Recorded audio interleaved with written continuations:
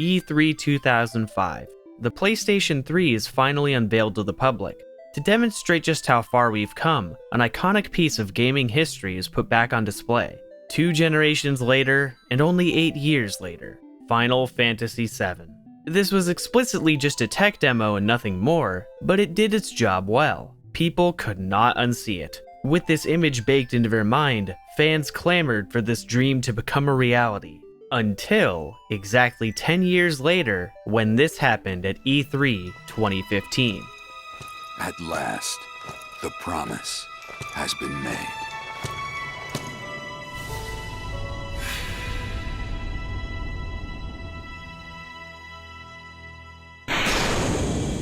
Who could believe it? Now that it was actually tangible, a flood of questions would enter the minds of everyone waiting. How exactly do you translate this to the modern age? We would finally get our answer later that year during the PlayStation experience. The turn-based combat was ditched in favor of real-time action seen in more recent RPGs, and the scope of the environments appeared to be as great as you'd expect. The new battle mechanics would turn off some of the more die-hard fans, but the hype was still unreal. However, to the attentive denizens of the internet, there would be an abrupt red flag raised mere moments after this trailer.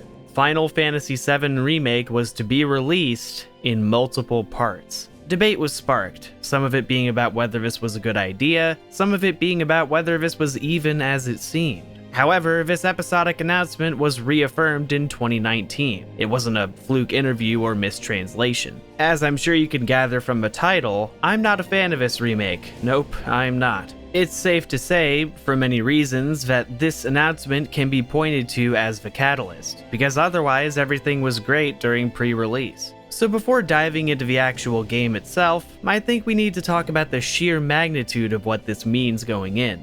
And with that, a bit of clarification. Now, I know what some of you are thinking, but JebTube, are you seriously about to compare the remake to the original Final Fantasy VII when it isn't finished yet?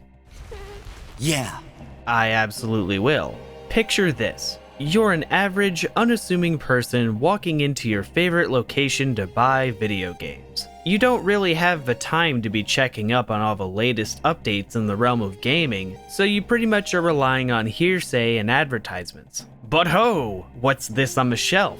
Final Fantasy VII Remake? Wow, and the cover looks just like the game you played as a kid on the PlayStation. Well, shit, you better buy this sucker right now. At this moment, you likely wouldn't know that this is only the first part of the remake, would you? Assuming you weren't told so by anyone in the store, or assuming you didn't pull out your phone to look up information about the game, there is only one indicator that this is not the full remake it appears to be. This very tiny text on the back of a case, no doubt acting as a disclaimer for those who would cry false advertising. The descriptive blurb at the top even says, "What begins as a rebellion against an evil corporation becomes much more." Something that's kind of strange to say because that happens technically at the very end of this game. But you wouldn't second guess it because it's obviously how the original game starts. They knew exactly what they were doing. There's a reason this isn't called Final Fantasy VII Remake Part 1, or even a more appropriate title than that. So, okay, it's a little misleading in the marketing department. What's the big problem if the game is good? Well, that's kind of a thing. I think having it be a multi-parter can actually limit its potential rather than amplify it. The given reason for this structure is that they didn't want to cut anything from the original title, but if that were the case, the game would be way too large under the scope they're working with. I mean, I think there are some things that could afford to be scrapped, but hey, I respect the intention. The idea is that the original game is so large that trying to remake it with their current vision for the graphics would just not be feasible. I guess we could debate about whether the game needed to look this detailed, but there's certainly a case to be made. The 1997 original was, at the time, the most expensive video game ever developed. In the current market, you can't exactly make pre-rendered backgrounds or skimp out on model quality quite like you could back then. Then there's the matter of the inevitable detail you'd surely be adding to the world and story of this new remake. If it were simply a matter of making that old PS1 game look shiny and new, then the answer would be obvious. But this is one of those cases where a reimagining is more appropriate given the intense leap in capabilities, meaning we're going in from scratch. For reasons that will no doubt be apparent later, I still firmly believe that it was possible to create a complete package. There's also another reason why they probably chose not to. However, this is the part where people would say, well, the first game took place across 3 discs, therefore it's totally reasonable that the high-definition remake would require multiple parts. Not quite true, seeing as those were 3 discs in one release, but maybe you're onto something. Or at least, you would be if Final Fantasy VII Remake actually covered the entirety of Disc 1. Instead, it covers only the Midgar portion of the game. This right here is a super bad idea. You're taking the classic 6-hour opening act of a 35 to 50 hour long game and making it at least 7 times as long. You could do an absolutely masterful job fleshing out the city of Midgar, and I still think this would be completely unnecessary as part of a full remake project. It also, in my humble opinion, perpetuates the notion that Midgar is the most important part about 7, to the point where it alone suffices as the Final Fantasy VII Remake, which it doesn't. To place such a huge emphasis on it would prompt the question of if they would do this for every 6-hour chunk of the original's runtime.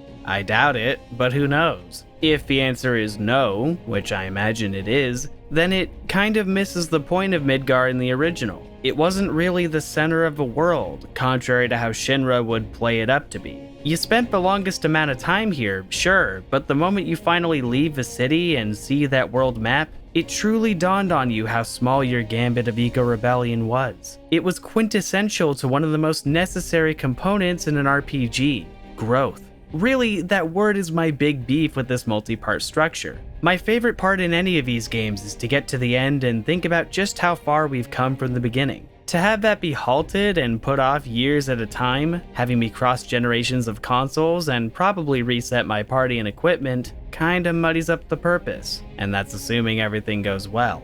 But now I'm talking about part 2. This is all what I was thinking before the game came out, though I wouldn't let it destroy my enjoyment. The previews made the game look incredible, until they didn't, but spoilers! So really, even if I immensely disapproved of their long-term idea, I was at least open to see how they would execute a full-scale Midgar game. The end result, however, had a lot of people reacting like this. You son of a bitch! What have you done?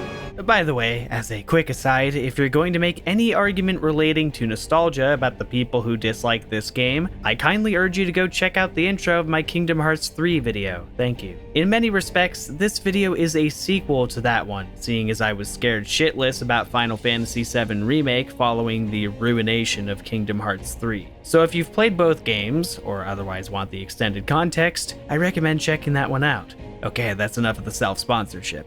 Let's finally get into the game itself. Okay, title screen is looking fine as usual, and the intro's extended quite a bit, showing us stuff from E3 2015. Though I can't help but notice the familiar Estons Interis chanting in the background.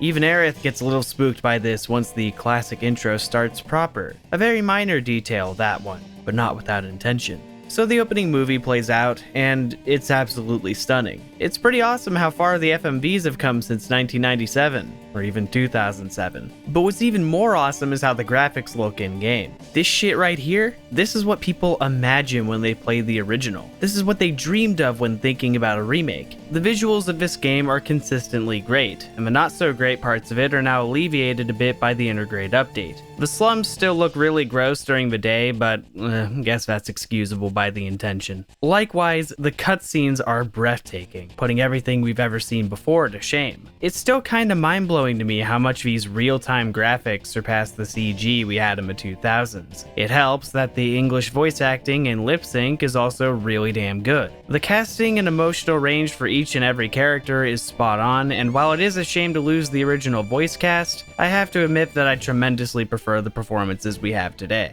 Well, the lack of George Newbern gives me despair, but I'll live.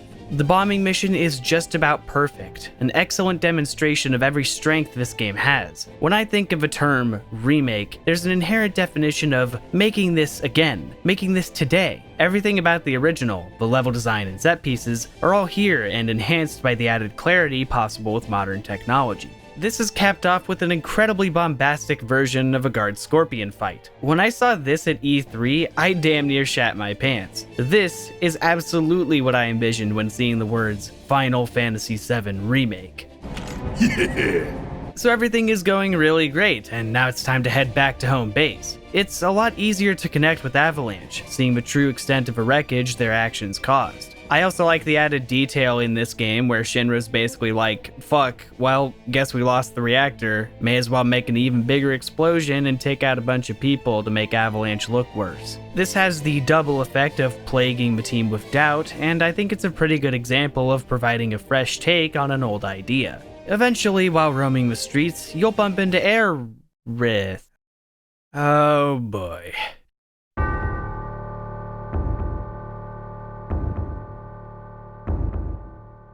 As one of the most recognizable villains in gaming, Sephiroth had a very unique presence in the original title. He was a man of mystery, a legendary figure to the people of Gaia. Most people only really heard stories about him, so he almost didn't seem real. His design carries a sense of perfection, an angelicness concealed by a black cloak. But you wouldn't see any of this for a while, and even when you did, you weren't really sure about the finer details. As the game progresses, there will be moments where you either catch up to the man himself, or the destruction left in his wake. It can't be understated that anytime this would happen, there was a sense of untouchable dread, compounded by his goosebump-riddling theme, those chosen by the planet. Shit was gonna go down every time he shows up, even if only mentally. The reason why Sephiroth became the fearsome foe we all remember isn't because he was there, it was because of how often he wasn't. It was a sudden and scary thing when the party would come face to face with this guy that they can't even fathom the strength of.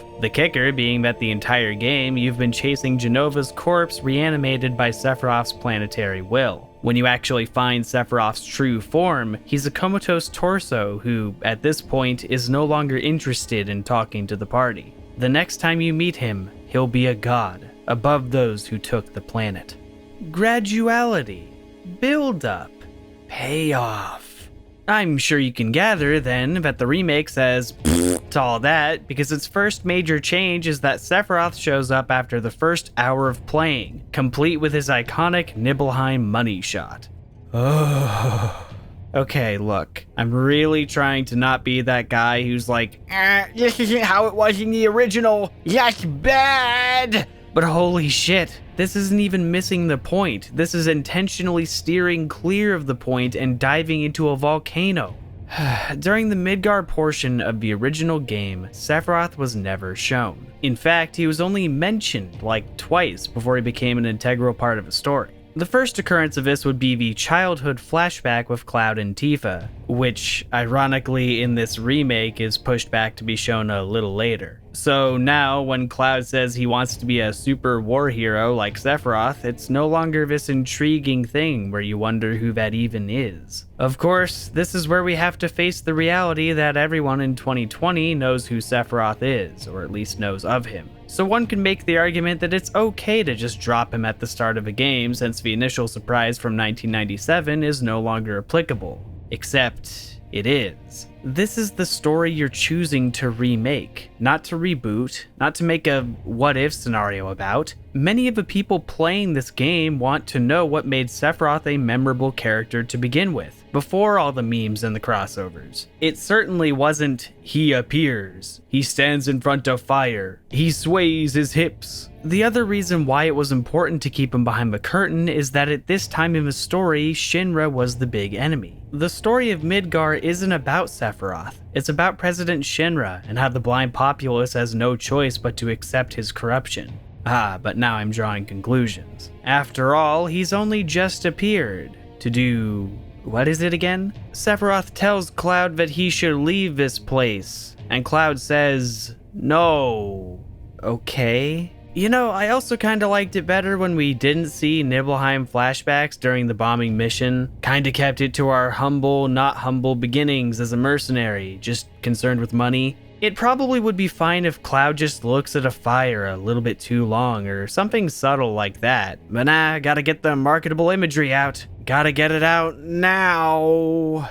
Anyway, you actually run into Aerith this time, and she's tweaking out or something. She looks over to Cloud and, oh, for the love of it, go away, Sephiroth. Come on, we just saw you. I already said no. Your advances are not welcome. Okay, so if there aren't any other outbursts, there's an incidental scene going on here between Cloud and Aerith.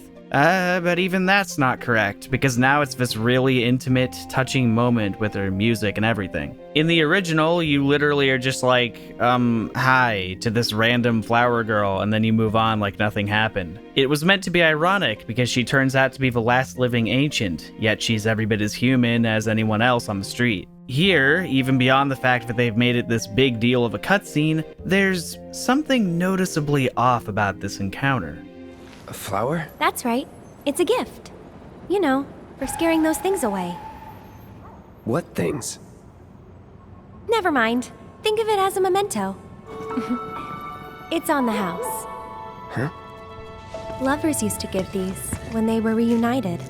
Reunited? What is she talking about? We only just met. Oh God, please don't. Before Cloud can be on his merry way, Aerith starts freaking out again. Upon being touched by Aerith, Cloud can now see that she's being harassed by weird ghost things. Yeah, I don't remember this happening in the original. I'm starting to believe that we're not just adding details anymore. Even if we were, this scene didn't really need any more detail. But sure, fine, the ghosts dramatically chase Aerith away and you get into a battle. Thank you.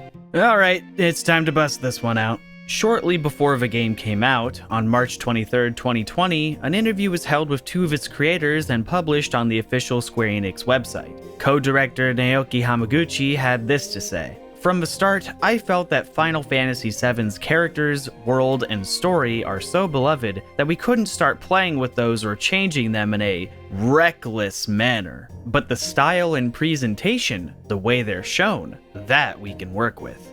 I'm gonna reserve my comments. I just wanted to put that quote out there for now. Producer Yoshinori Kitase, the director of the original game, would add, ultimately, we decided the best option for the project was to go for the highest level possible, with an expanded story. Having more than one game in the project allowed us to focus on keeping everything people loved from the original, but go into greater detail and more story depth than before.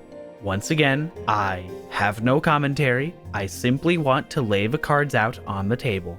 Now, let us carry on. So, on a more positive train of thought, a very significant one at that, the characterization in this remake does not disappoint. Something I was kinda worried about when the game was first shown off was how the party would be portrayed for a new generation. The look of Final Fantasy VII has become more realistic in basically every subsequent appearance, which is totally fine by me, but it presents a bit of a concern that they will tone the original story down, sucking away its adaptable charm. I was also a bit nervous because the characters felt like shells of their former selves in the also Nomura-directed Advent Children. Though in Cloud's case, it seems like that was intentional. There's a bit I could say about that, but the point is that I definitely feel like the essence of these characters would gradually fade as they became more marketable. Yet, surprisingly, with the exception of Sephiroth, I think they did a great job understanding the characters in the remake. Everyone has their original personalities kept true, and indeed, elaborated upon. Cloud, for example, is a real apathetic douchebag most of the time, and you can more easily see that with the expertly crafted facial animations. But what you can also see in that exact same way is how much looser he gets over the course of a game. You can always tell what Cloud is feeling, even if he himself is trying to hide it, which that in itself you can see through his body language. Even at the very beginning of the game, when Cloud's not really opened up much at all, they still show that deep down he cares about the safety of those around him. I'll go first. Nothing like a little danger to get the blood pumping. Hey! It's very nice. They also are incredibly careful to not let him reach his character apex from later in the story just yet, while also still allowing him to grow as a person through what he learns in Midgar, though I'm getting a bit far ahead. This correlates to Barrett as well. When he was first shown in the PlayStation Experience trailer, I was a bit scared. His redesign saw him wearing sunglasses, and his demeanor appeared rather serious. Barrett was always one of my favorite characters in the original, not just because he was funny, but because he had probably the most going on, second to Cloud. He's a character that brings out many emotions: joy, anger, compassion, reflection, and I'm happy to say that the remake only multiplies this effect. This guy steals the show every time he's on screen, and in a multitude of different ways. Though you may not be crying out, I know you're in pain, just like the planet. But it's okay, cause I'm here for you, to help take the load off your shoulders. Your fears, your worries, your concerns, and yes, your fees. I found the sunglasses to also complement him tremendously, symbolizing his immovable leadership. During key moments in the story, the glasses will come off, showing us his vulnerability and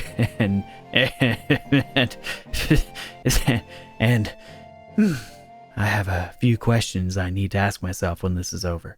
Speaking of personal questions people ask themselves at a certain age, it's high time we go meet up with Tifa. Now, I'm aware that I've not been talking about gameplay a whole lot, it's kinda what I do, but I assure you that I felt it more prudent to talk about now because there's a whole heapin' lot of gameplay in the Sector 7 slums. Yes, gameplay. Yeah, so this part's kinda weird. Like the original, it's where you get to slow down and take in the finer nuances of how the game is played. However, unlike the original, you're not really given a choice in the matter. It's not enough to have calming music and a variety of places to go. Nah, we gotta have Tifa give you the whole grand tour. Mandatorily. No, don't try to get through this any faster. Gotta jog at the same slow pace as the person you're going with. Gotta have the banter with Tifa's landlady expanding. Surely all this waddling about is just tutorial stuff, just a formality to ease the confused player in, right? After all, we know that this location won't be here forever, so we need to make the most of it. No, it's not just regular tutorial stuff. They have you go fight monsters, even though you already know how to fight. And then they also force you to do a side quest before progressing in the story, just in case you don't know how to do that. This is the part where people would probably grill these odd job missions, and in fairness, it seems like the game agrees with you. This sucks. Truthfully, I think the problem in this case lies within the structure of the game. In the original 7, there was all kinds of weird hidden stuff you could find, and particularly in the late game, you'd be able to explore the world and get cool shit for it. This sense of discovery, even if it could be pretty cryptic, would at least make each item you found a little bit exciting. That doesn't exactly happen in this version of 7 where you're traveling a singular environment by chapter. You don't have hidden places or bizarre bosses to find unless you accept a quest from a guy who says, I think there's a hidden place with a bizarre boss over there. Yeah. But you know, in these games where they clearly label side missions, you can usually expect that they're not going to be super amazing, and they're pretty transparently putting a lot more time into other things right now, so I guess it is what it is. Yeah, you got off easy this time, Betty.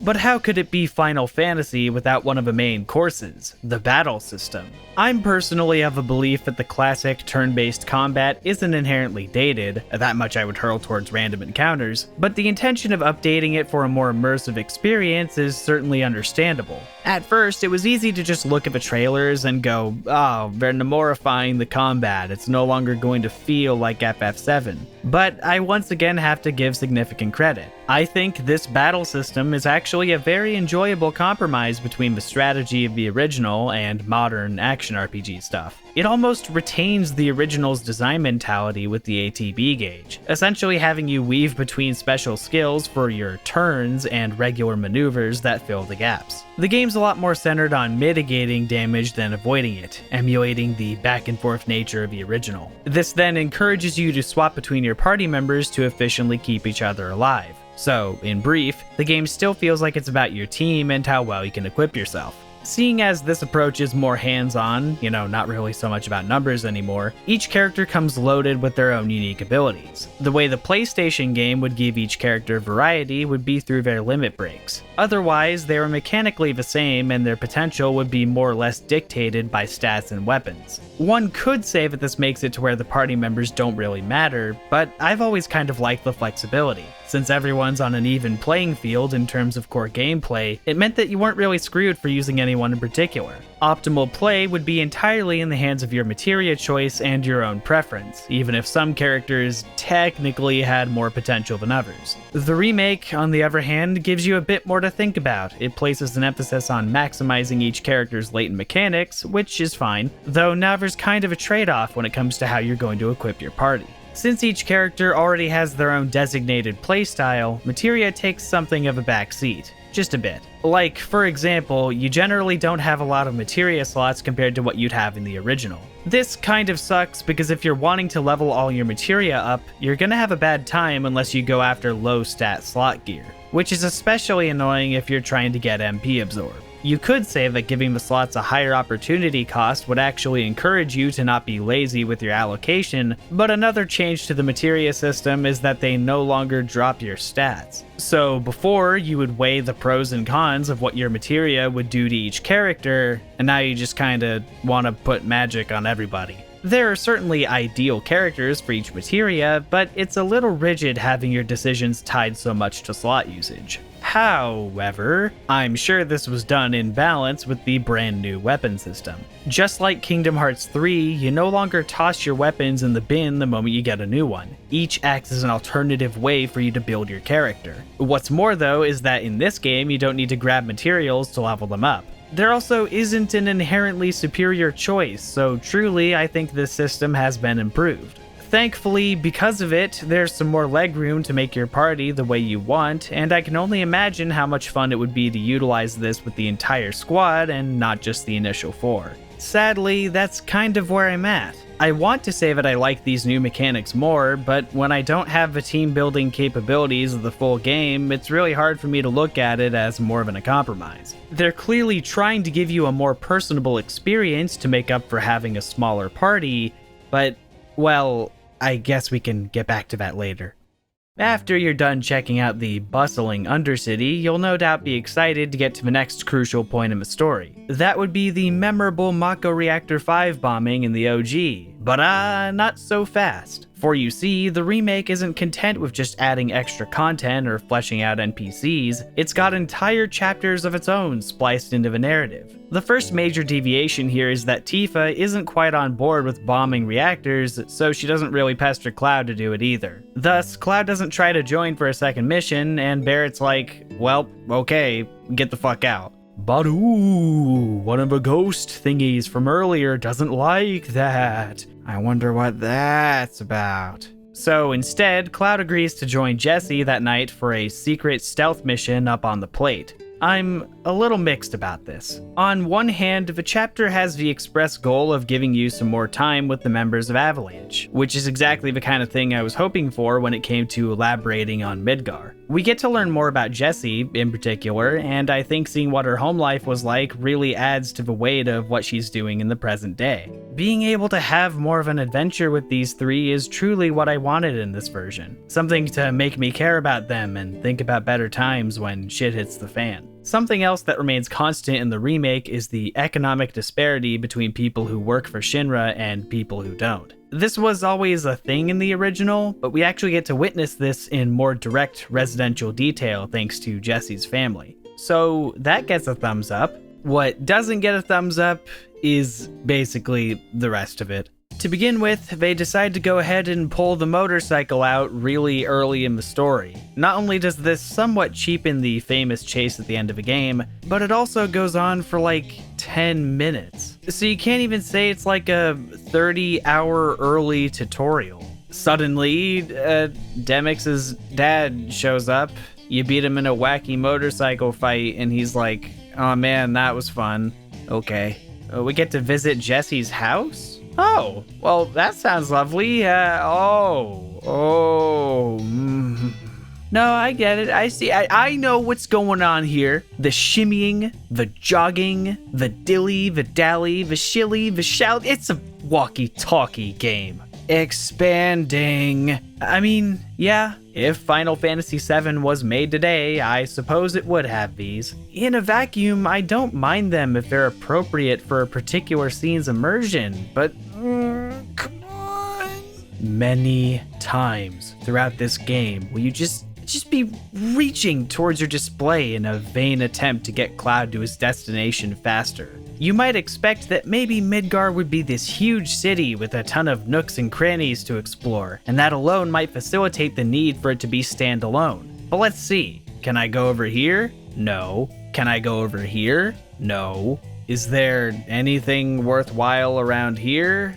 Why, no, there is not. Okay, fine, sorry, let's get back to the riveting activities. The climax of this chapter sees Cloud fight a bunch of Shinra troopers and then caps off with a 1v1 against the new Tetsuya Nomura OC. You beat him and he's like, oh man, that was fun. Then he leaves. Oh, and Cloud doesn't even bother to kill him despite being pretty okay with decapitating anybody else in the game. And that's it. You never see him again. I guess Roche is just such a wild card that we'll be so excited to reunite with him in the sequel. You know, compilation of Final Fantasy VII, I think we need to have an intervention about zany, one-dimensional guys on motorcycles. After that happy night out, our new buddies parachute home. And then, Cloud goes back to his apartment. Everything that ever happened here is basically never brought up again and doesn't have any bearing on the plot.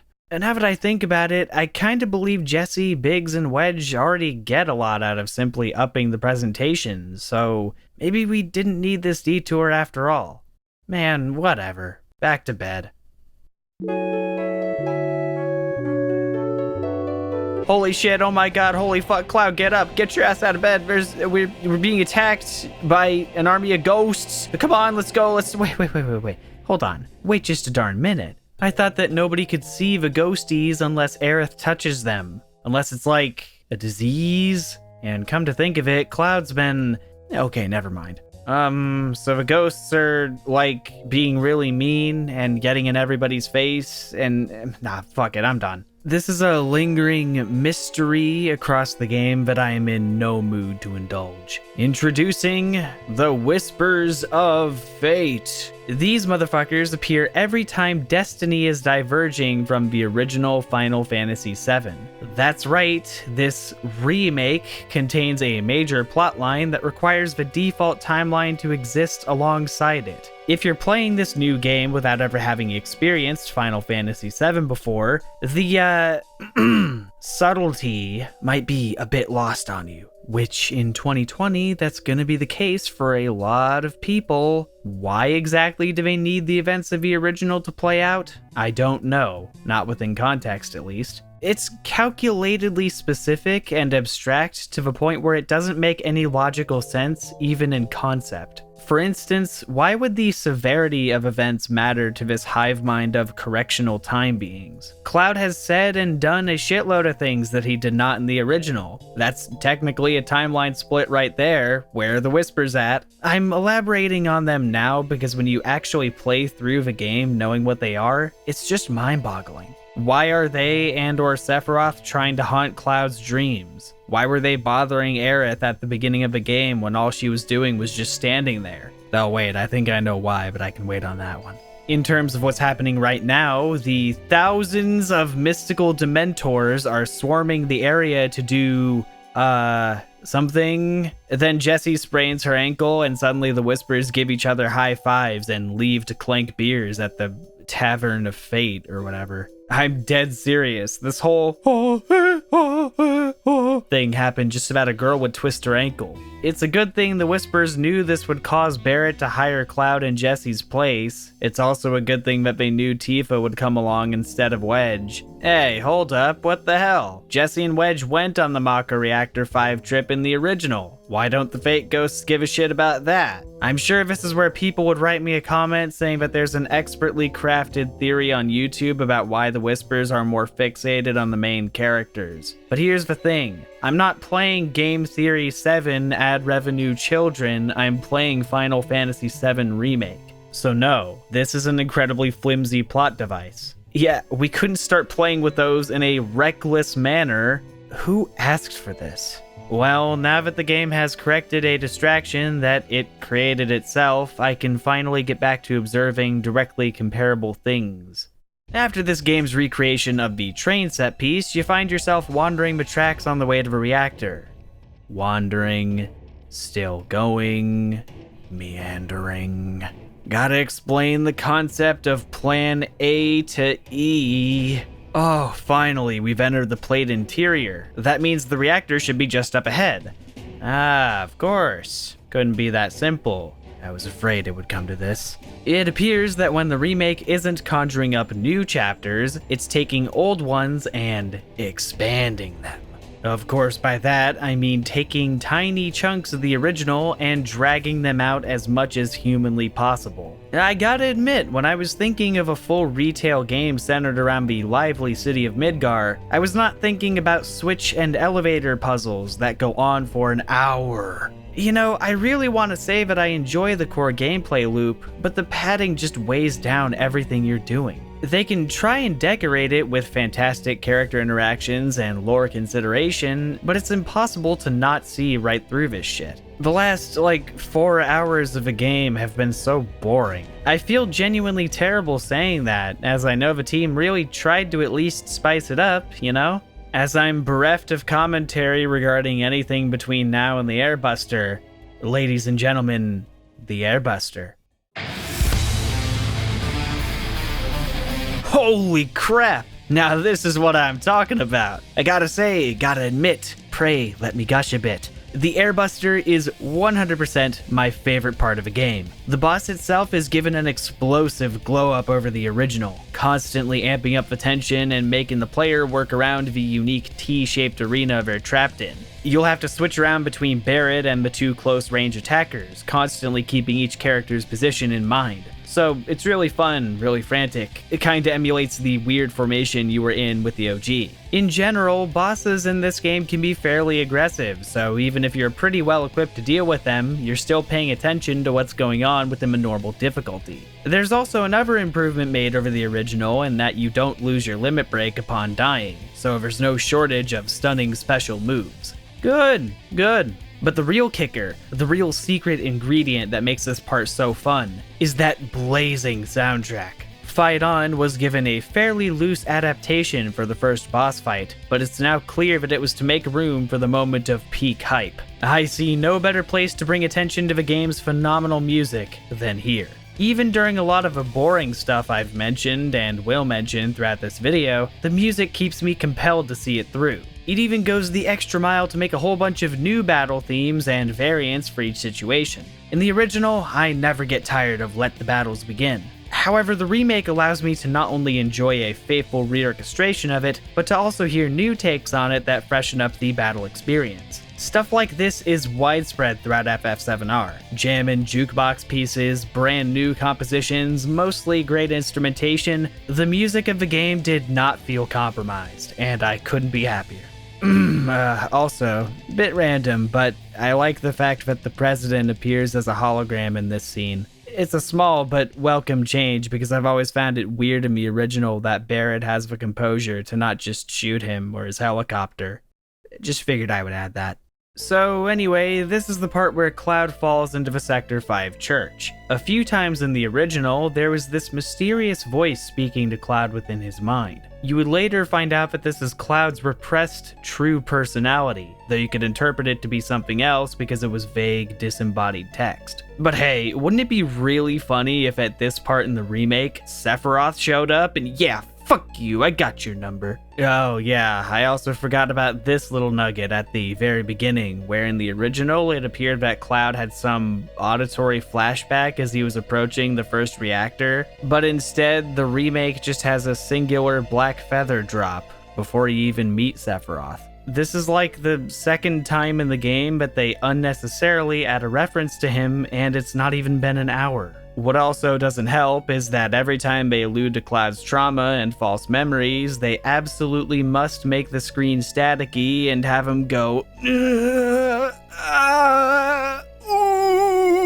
and stumble around and just, geez, it's so overdone. Breadcrumbs, what are those? Why not just spoon feed the audience Cloud x Sephiroth fanfiction? I'm not kidding, listen to this.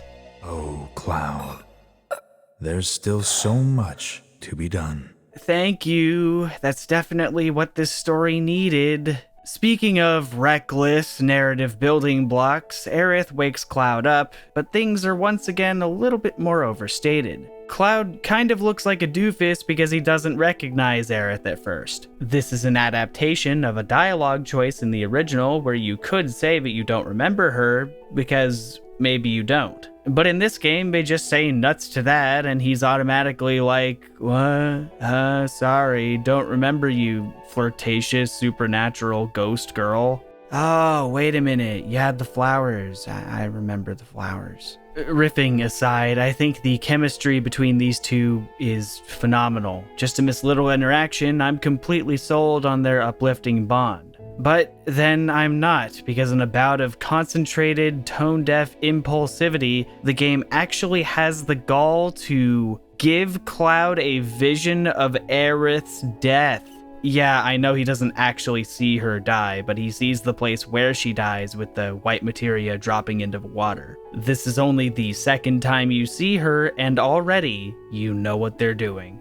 They're introducing the element of changing her fate to Cloud. And if they're not, then it's completely random fan service to remind the audience that Darth Vader is, in fact, Luke's father. Either way, it blows my mind that the remake has the fortitude of a trouble-seeking 12-year-old who is simply incapable of not spoiling the movie for others. Because they know that they'll be yelled at for doing it, they take it as a challenge to see how many times they can slip one in there before people lose their patience. Then we're left to think about exactly how Cloud has a flash forward when so far he's been getting flashbacks. How does Aerith already know that Cloud is a mercenary? What's going on?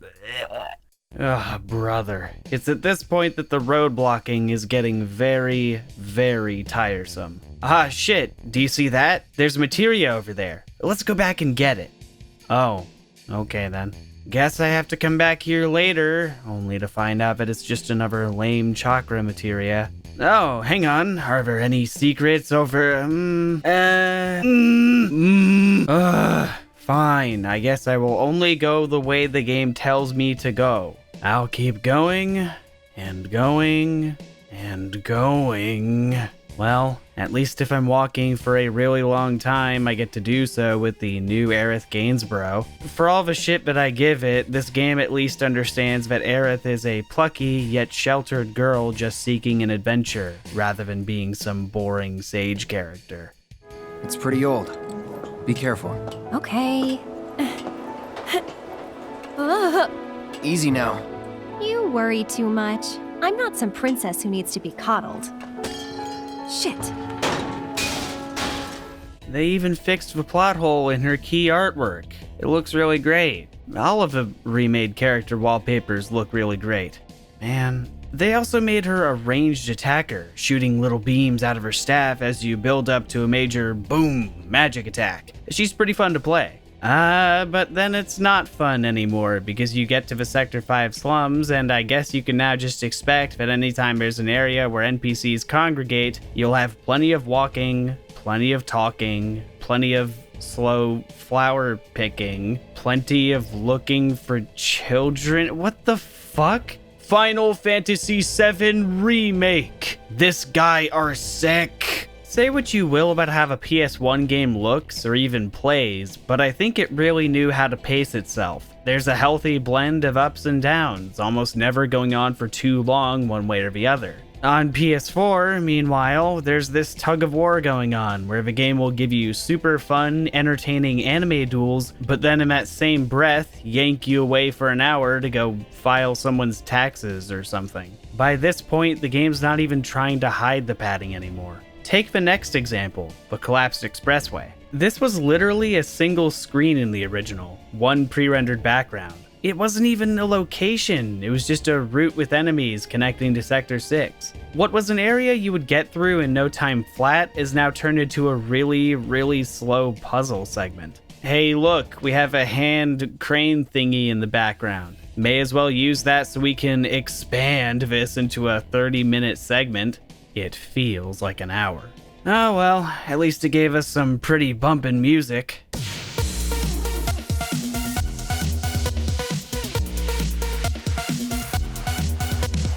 And now it's time for one of the most iconic moments ever from Final Fantasy VII. Something people have been waiting a very long time to see in HD. It's Wall Market. Does it make it through the remake unscathed? No. Unfortunately, even Wall Market is a casualty in FF7R's now apparent crusade to pad itself out. I should be fair, they clearly are trying to make it an even more extravagant version of this set piece, and for many people that makes it the high point of the game. But it's not really clicking with me. In my opinion, Wall Market was such a great part of the original because it was something of a break, a burst of pure levity that would get you enthused enough by the end that you'd want to propel yourself straight into the next serious chapter of the story. Just the right amount of hijinks to make sure you're still awake, while also not being super distracting. Not only is this effect reduced by the remake's already significantly increased runtime, it's also reduced by the new, extra roundabout way of getting into Corneo's mansion. The original game saw you helping this guy get his inspiration back so that he could make you a dress, allowing you to be beautiful enough to gain entry. It was simple. What a crafty idea from that quirky girl next door Aerith to get the stoic and badass Cloud into this fabulous getup. So in Final Fantasy VII Remake, it's instead this thing where you have to get approval from Don Corneo's trio to even be let in.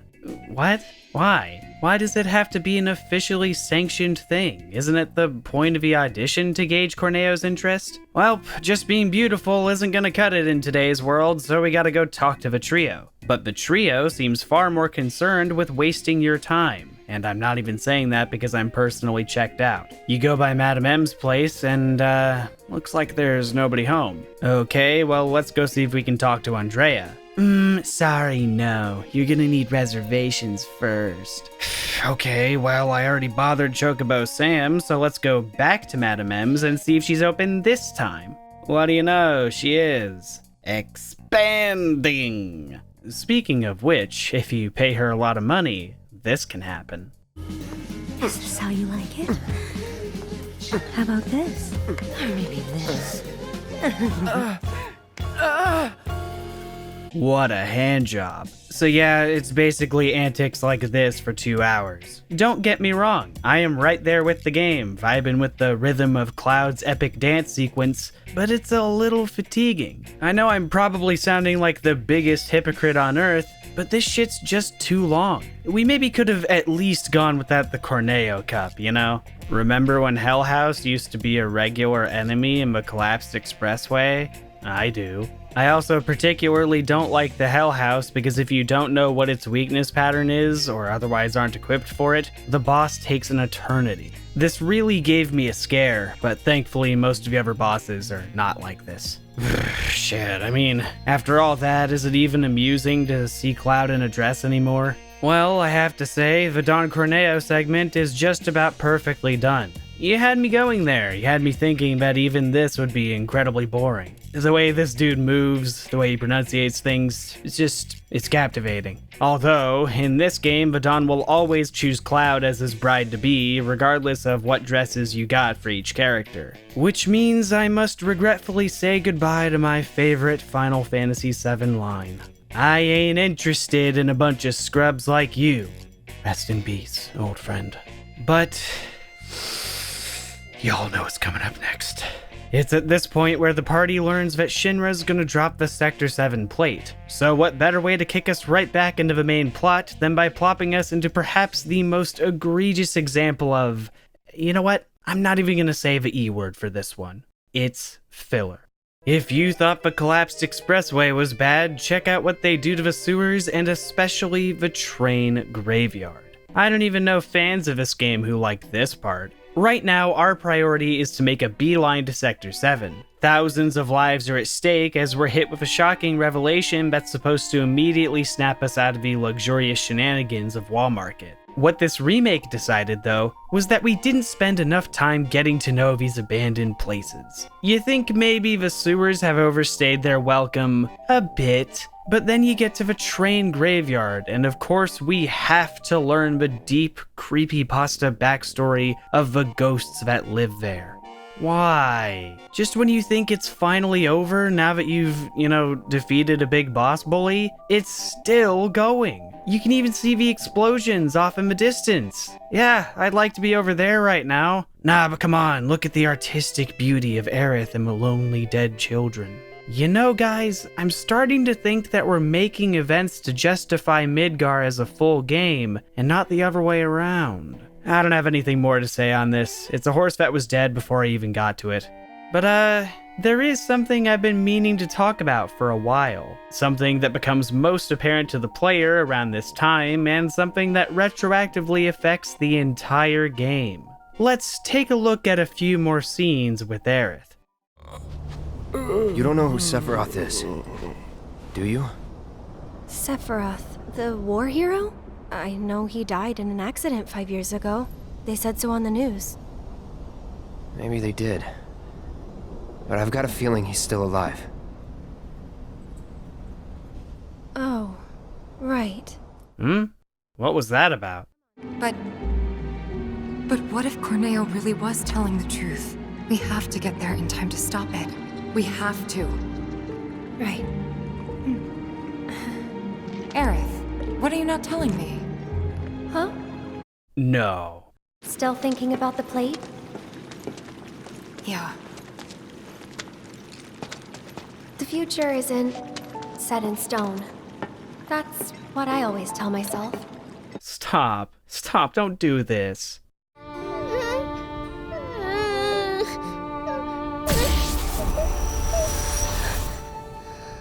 Huh?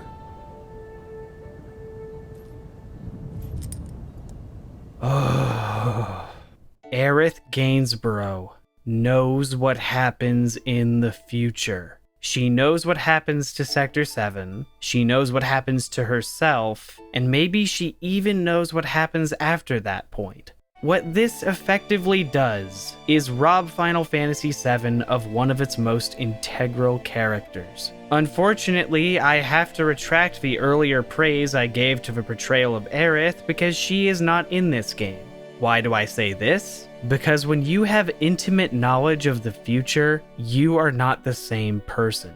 Every interaction you have, everything you learn, every reaction you can muster is no longer genuine. You can try to hide it from yourself and everyone around you, do a really good job at it too, but the simple fact is that this isn't the first time you're experiencing these things. Your feelings going forward inherently won't be the same as those who are unaware. In the case of Aerith, she pays lip service to how things are supposed to be, and perhaps she's living vicariously through her favorite memories here, but she now has to orchestrate them to happen. Presumably, she keeps on this course so that the Whispers don't have to do it for her, and I imagine they attacked her in the beginning because she was inherently causing a timeline divergence by having the knowledge that she does. Fuck, but hey, that's just my guess because none of this is actually delved into during this game. All the hard info about where any of this comes from is found in Final Fantasy VII Remake Ultimania. And if you want to roll up and say I'm having a knee-jerk reaction to this headache, I'd like to remind you that in a later scene, she deliberately tells Cloud not to fall in love with her. You know, because her death will be the most heartbreaking thing in the world. Because the story is waving around this initial plot point so that it can build up to it being altered. Oh, but that's a spoiler. And if it's not, then it's a pointless Captain America GIF generator. Either way, it ruins everything. In fact, I think it officially doesn't matter what route they take, because having Aerith know about the future this extensively, even if she herself did not go back in time, is an Aerith revival plot. Do I really need to explain why that sucks? do I need to tell you why changes like this aren't better or even always interesting? Even if it were, is it really necessary? Like this moment with Marlene, I thought was very heartwarming and impactful. But then Oracle Aerith over here gives her a time binky and everything's happy doopy, woo. That really added to the scene and did not at all dismiss its emotion in favor of cryptic bullshit. Yeah, I don't know. I feel like diluting a character's agency and essentially making them a mouthpiece for a mystery box storyline would count as handling them in a reckless manner. But what do I know? I'm not an artiste. Okay, whatever. I'm done talking about that. For now. The Sector 7 plate is coming down. Oh no, Vadon wasn't lying. Isn't it kind of funny how all the shit in Matrain Graveyard is never mentioned again? We're back to the plot dilemma from a couple hours ago. I like how the Whispers attack you here, like, whoa, settle down there, sport. We don't want you to get here too quick now. Oh no, don't tell me. The Whispers are gonna ruin this part too. Yeah, hey, wait a minute. What's going on, Whispers? What's happening? Why are we not cutting this grappling hook that Wedge didn't have in the original? He's walking around, he's helping people evacuate. I think I'd say that's a violation of fate. Nah, but I guess they must have been short-staffed because they're too busy having the entire office come on over to ensure that Jessie blows herself up. These guys really have it out for her. They also don't seem to give a shit about Aerith literally giving a child visions of the future, something that Aerith herself is also pretty inconsistent about. Sorry. Actually, fuck you, I'm not sorry. A walking simulator during the plate set piece? Really? Gotta show every little last detail, every step we take, every grunt, every whimper. We must not let the people think that little Betty died in the Sector 7 incident, not even for a moment. We need to make 100% clear the fact that she got a safe, gentle, slow evacuation. You're on thin ice, Betty. Don't think that this is over because I saved you.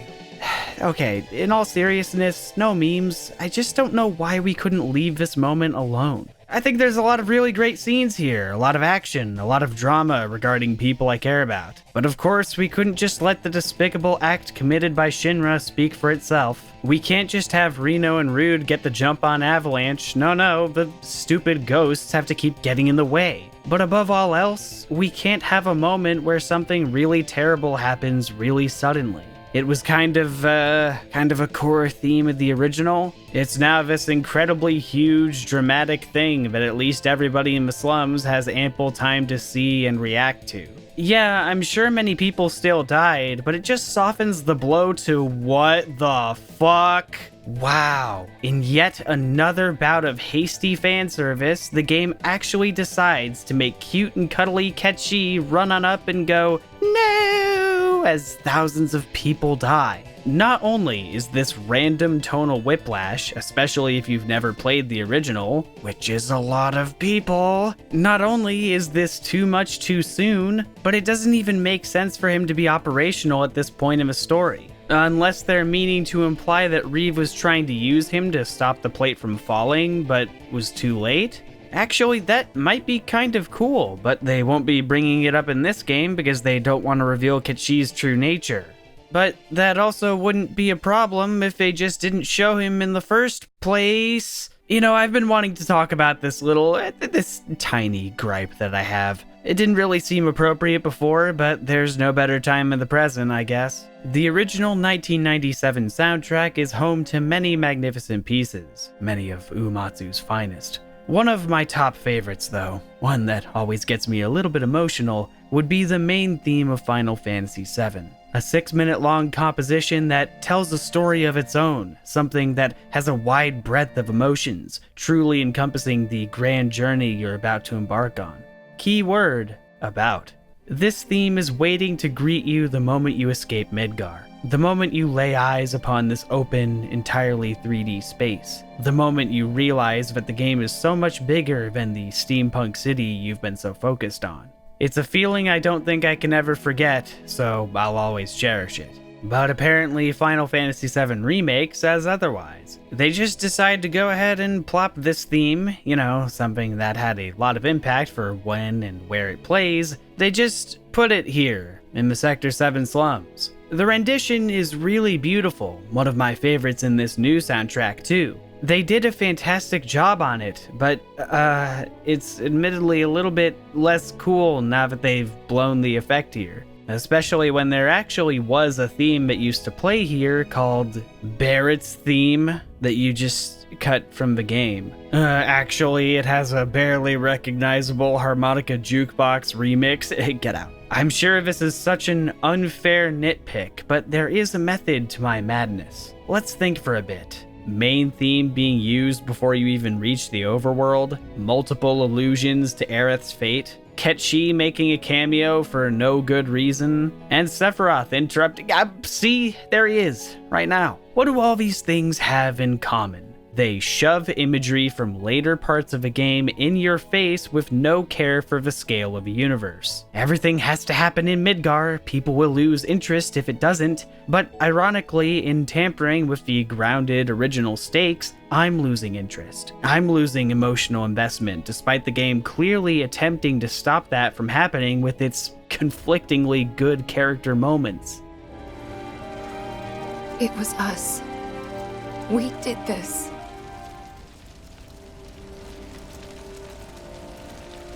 No, you can't think like that. Whatever came before it was Shinra that pulled the trigger today. Am I right?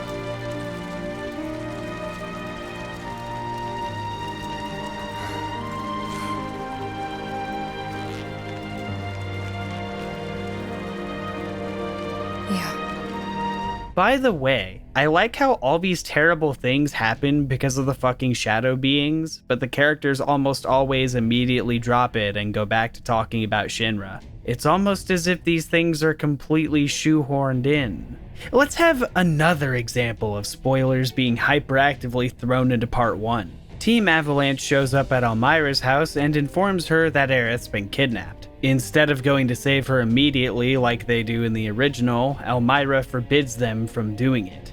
Well, okay. So Barrett gets the idea to go back to Sector 7 and check up on 7th Heaven, among other things. Hey Barrett, I don't think, if the plate fell on top of 7th Heaven, you can't really... whatever. Of course, this whole post-disaster segment sees you doing a big walk of shame literally all the way across Midgar, only for you to end up here, another brand new chapter that exists to fill game time. Now hold on. How is Wedge here if he was supposed to die during the raid on the pillar? Wait a sec. Did the Whispers save Wedge from dying? I mean, they were right there. Apparently weren't interested in making sure that he does die, so... Hello? Anyway, the point is that you go through this abandoned underground lab and learn that Shinra is experimenting on people and making them horrible abominations. Something you learned in the Nibelheim flashback segment of the original. Well, okay, I guess it's fine because it really doesn't take a detective to figure out that Shinra's up to this kind of stuff. But now it's to the point where the Whispers get involved because Cloud's starting to remember that he was experimented on too. Something he's not supposed to know for a really long time. And there you go. That's the point of a chapter. Just had to sneak that in there. Alright, I've had enough. We're not even at that part of the game yet, and we need to talk about this now because I'm sure I've already gotten 100 comments saying, wow, so the game does something different and therefore it's bad? Let's talk about that word, different. Differences are what make us unique. Everyone is different, everything is different, sure. But did you wake up one day and say, I'm going to be different so that I can be different? Is your sense of individuality something you need to consciously upkeep? Maybe so. But what is it that you choose to do in order to achieve this goal? I could, take a shit in the middle of a crosswalk, just right in the dead center. That would be pretty different, but obviously I'm trying to present the counter question of, does different equal good? Can you please tell me what Wedge being alive adds to the story? What does it add that makes up for what it subtracts? That being a sense of permanence, what Wedge meant for the original's themes of life, death, and the value of both. Tiny things like that. Can I hear what exactly is better about direct pieces of Cloud's backstory being scattered all over the first act? What was wrong with the clearly guided focus of the original? I would love to know. That's a trick question. My mind's already made up. But surely this remake wasn't made by the, I would say, reckless motto of being different for the sake of being different, was it? Well, depends on how you look at this Famitsu interview with Tetsuya Nomura all the way back in June 2015. On the topic of changes to the remake and those who oppose it, Nomura had this to say.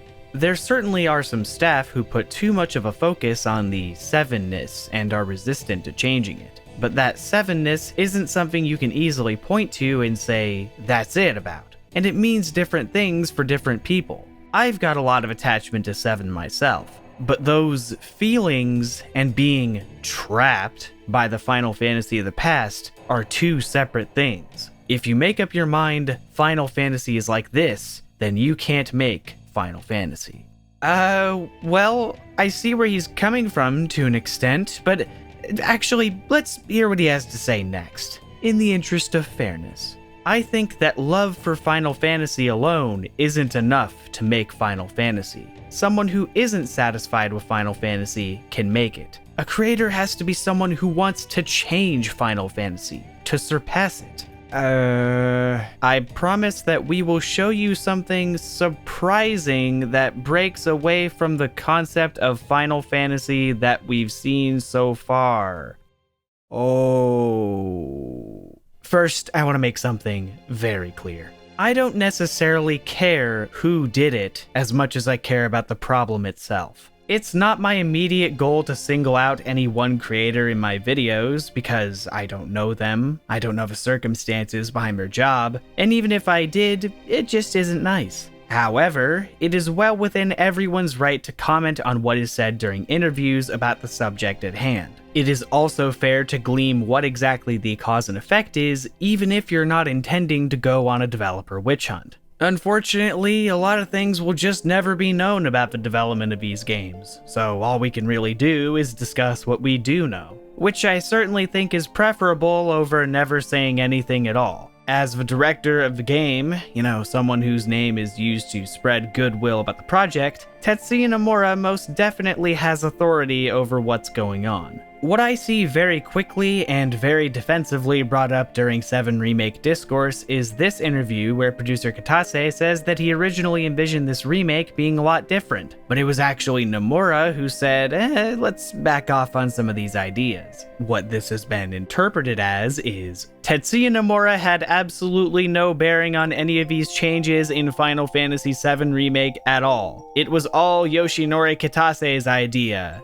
Even though this very interview says that Nomura is allowed to veto Kitase's ideas. And none of those specific ideas were even mentioned here.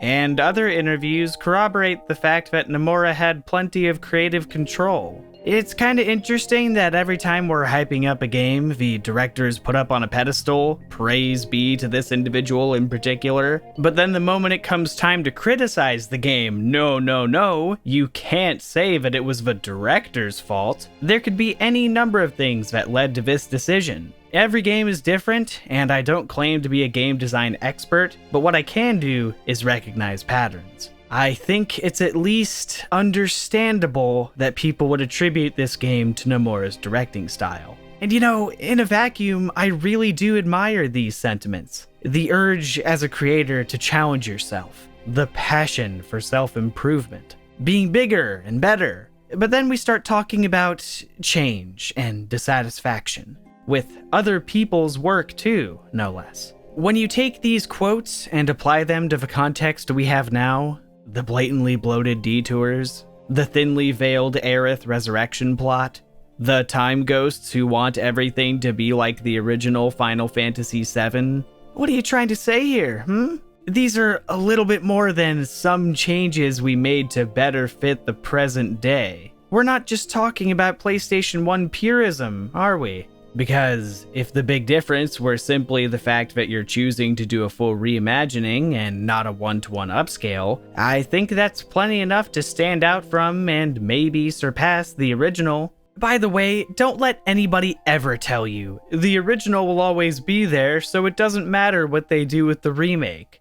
Yeah, the original will always be there. The 4x3, pre-rendered background, low poly, low unmodified frame rate, janky, mistranslated, and occasionally confusing to navigate original PS1 game will always be there. But for my friends who wanted to play an incarnation of Final Fantasy VII without those hurdles, well, too bad. Because at this point, I think it's more than clear that Final Fantasy VII Remake is gearing up to do a particular something. It doesn't just stop at having dubious advertising relating to its structure. Oh no. Even for those in the know, it's a special kind of game, and quite proud of it.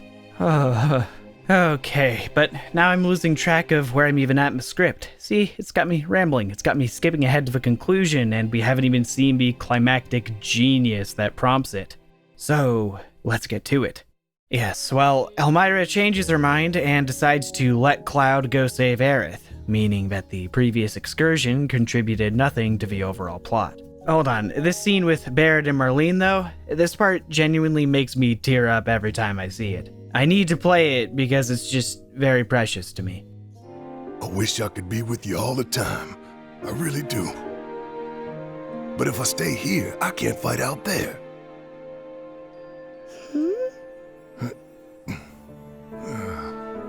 Some bad people are trying to hurt the planet. And Daddy and his friends are trying to stop those bad people. The slums, your friends, the whole planet. It's Daddy's job to protect it.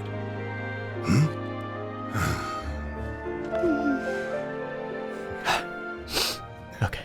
Just let it be known that I still love these characters and good examples like these of natural expansion. So our trio heads up to the Shinra headquarters and whoa. Wait, I'm sorry. I'm glossing over some pretty crucial chapters that elevate this above the original. Like this one, where they make you go back to the sewer and chase a pig around and learn the intricate backstory of this guy from the novel.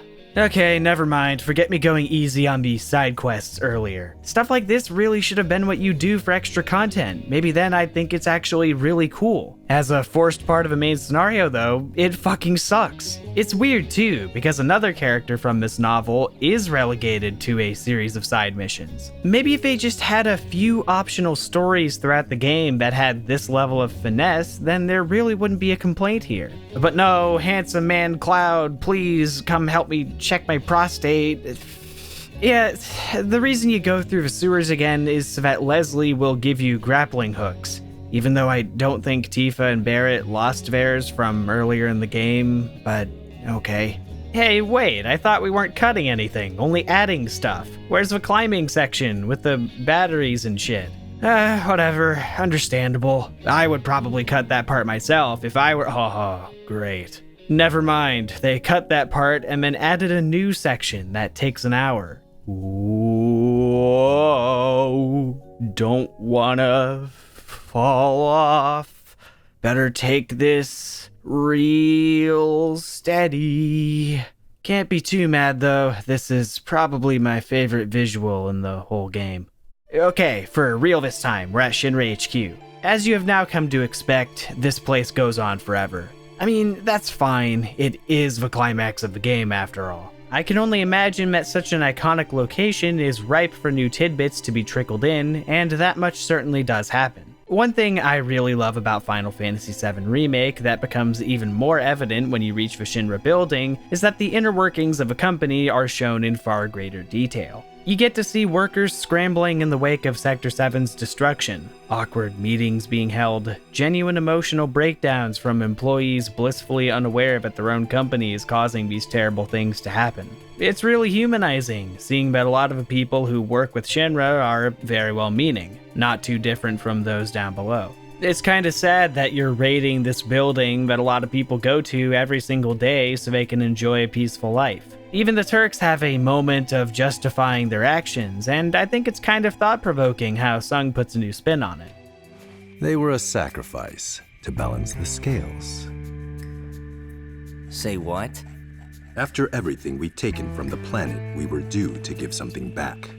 Though, in another very realistic parallel, the heads of Shinra themselves basically don't even try to hide the fact that they're evil. Professor Hojo, in particular, is masterfully done.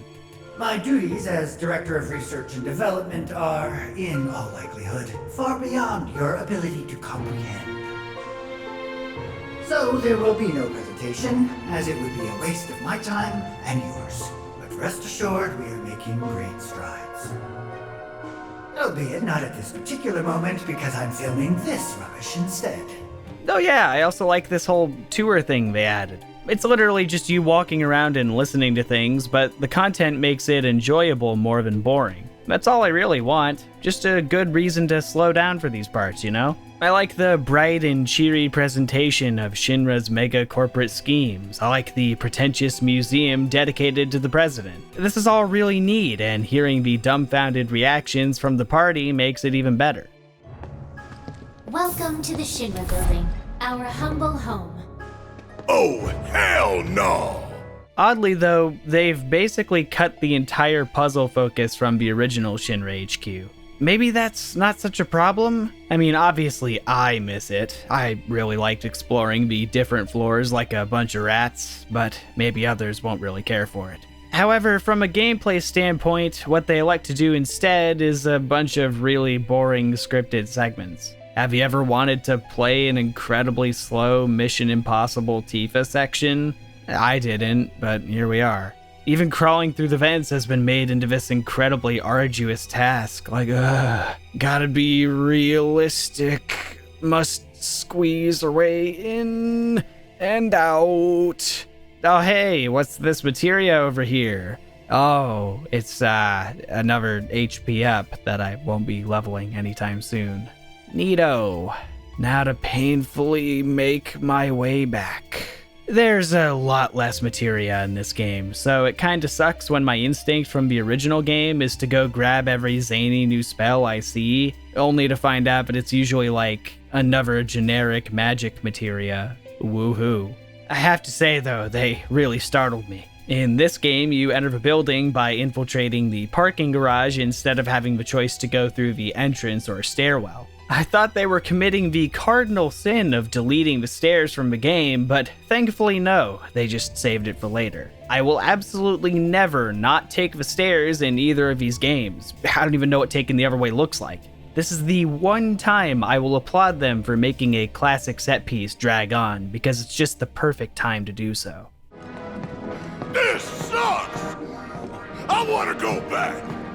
Sorry, I'm kind of hopping all over the place. Figured I would at least try to fill the positivity quota before moving on with the story. Because, ladies and gents, congratulations. Together, we have made it to the point where the game goes completely off the rails. And well, it's as they always say, there ain't no getting off of this train. So check this out. Shinra has a virtual reality demonstration of the Promised Land that they believe Aerith might lead them to. It's actually a very nice addition to the game, almost even making Shinra seem conscionable in their pursuit for paradise. But then, out of nowhere, Sephiroth hacks the VR simulation and unloads a preview of Meteor right before our very eyes. I'm not even being funny, this is real. Everything starts glitching out. Who wrote this? Got any of those internets? If you tell me he's only making an illusion and it's not actually hacking, you're fired.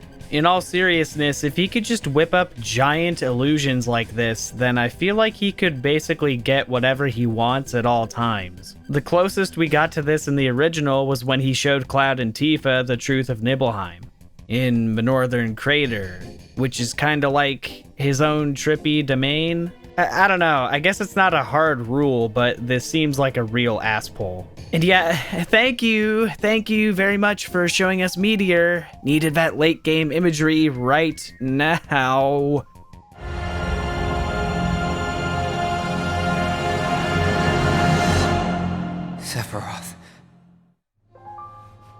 Oh dear. Oh dear. Wait, huh? What? What's going on?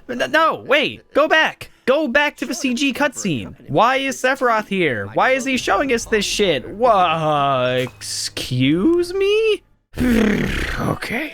So, you saw that cut, right? I did not edit that. The game just suddenly fades to Sephiroth marching down the halls of Shinra while he's also messing with the VR system. I like how they try to hide it, though, having Palmer go like, it can't be, like it's a fucking Sonic Last Story segment. Man, it's like Sephiroth realized that he left us alone for too long, so now he's lurking around pulling pranks on everyone to reassure us that he's gonna hijack the plot. How do you even hijack your own story?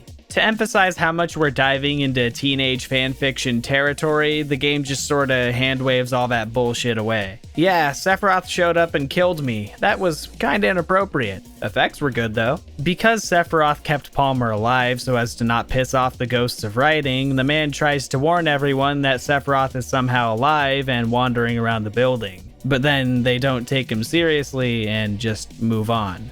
Do these people not have security cameras? The plot of Final Fantasy VII continues as normal following this. No, stop. What was that? What was the point of that? What's the point of any of this? Why is Sephiroth bothering Cloud? He's not even doing anything. He's just, hey boo, how are you? In increasingly unusual ways. I can see the board meeting now. Well, gentlemen, it seems a decision has been reached. The remake of Final Fantasy VII will be released episodically, starting with Midgar. Yes, very good, sir. But if I may interject, that would mean we wouldn't see Sephiroth in the first part. And if there's no Sephiroth, then it's not really a Final Fantasy VII remake. I suppose that's true. Sir, there was a creative purpose to Sephiroth not being shown during Midgar. I think we could afford to hold off on him until the second part.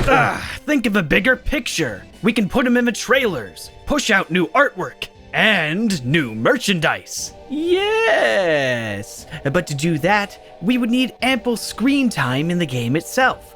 I suggest that Sephiroth repeatedly appears to do nothing at all. Very mysterious. This sounds like something my daughter would think up. Now there's an idea. Sir? It's Marketing 101! Yes, that'll do. Sephiroth will be featured extensively in the first part because everyone knows and likes him. We should also leave the first game's title at Final Fantasy VII Remake to maximize the casual outreach. Meeting adjourned. Okay, that's not how it actually happened, but the true story is pretty funny to me as well, and equally short-sighted, so not that far off. Yeah, so you go save Aerith, and Hojo somehow recognizes Cloud as one of his failed experiments, even though this is something he needed some convincing to remember in the original game. Late in the original game. At this point, you may as well just toss the whole Tifa livestream section in too, why not? But of course, the Whispers don't like that, so they hoist Hojo away and we can just skimp over this shocking reveal that Cloud wasn't actually a soldier. It's like the game takes pride in how unceremonious it makes future story beats. Don't let the player figure things out, please. Just tell them early on and have the characters go, whoa, that was weird. Anyway. And then you just get shit like this, where in the remake, Hojo doesn't set Red 13 up to mate with Aerith. But then after you save Aerith, Red just attacks the party for no apparent reason. You see, in the original, he was acting feral to throw Hojo off and stall for time. It was a small, cute, subversive thing where he was actually really intelligent and soft-spoken. But in the remake, nah, that'd be a little boring. Instead, let's have him genuinely be all grr and then calm down when Aerith gives him gamer girl time knowledge. Okay. I mean, I think if I were shown this, I'd shit my pants while simultaneously doing a backflip. But yeah, Red's good now. Why Aerith decides to give Red the power boop after she's been so secretive for most of the game, I don't know. Instead of addressing whatever's going on with Red, here's everyone standing there for over a minute watching Cloud painfully walk forward. I'm not even kidding.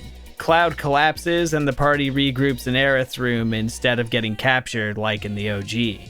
This is half a good change. It didn't really make sense in the original for them to be captured so easily, so I'm cool with them altering that. But then what we get instead is a bunch of head-pounding nonsense. Gag. Red 13 finally gives us an explanation of what exactly the Whispers are, which I guess Aerith knew somehow. For reasons like this and a few more, I firmly believe that Aerith is genuinely her future etheric self controlling her past body through life stream juices or whatever. Likewise, she basically drops her nice flower girl act and becomes a boring exposition faucet for the rest of the game. I wasn't being dramatic when earlier I retracted my praise for her characterization. Oh, look at this. She's suddenly all like, guys, listen, Shinra isn't the main bad guy of the story. She literally says this out loud. Stop. We can see that. Everyone knows that. Why do you gotta break immersion like this? Every time the Whispers touch me, I lose something, a part of myself.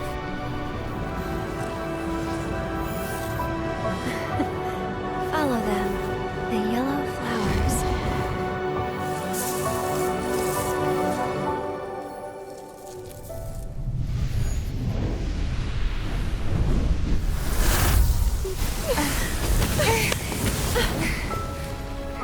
It's okay. We'll find a way out together. Please, be more on the nose. I don't think I quite understand the subtlety here. Well, I guess that little exchange got the Whispers excited enough to leave and write a Kotaku article, so back to the plot of Final Fantasy VII.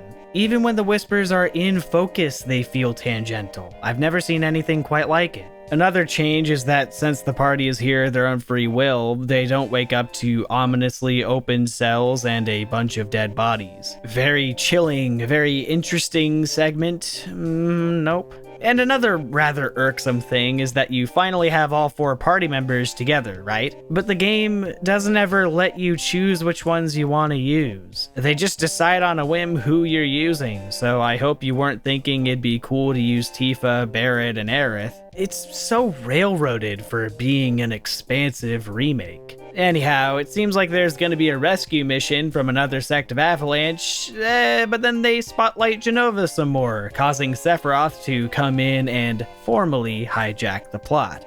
Remember when Jenova was this freaky thing you found in a container that mysteriously went missing when you woke up, followed by a trail of blood? I do. The remake figures that's a little too underspoken, so they have Sephiroth physically come here and get her. Even though in the original, the point is that he's the one animating her corpse.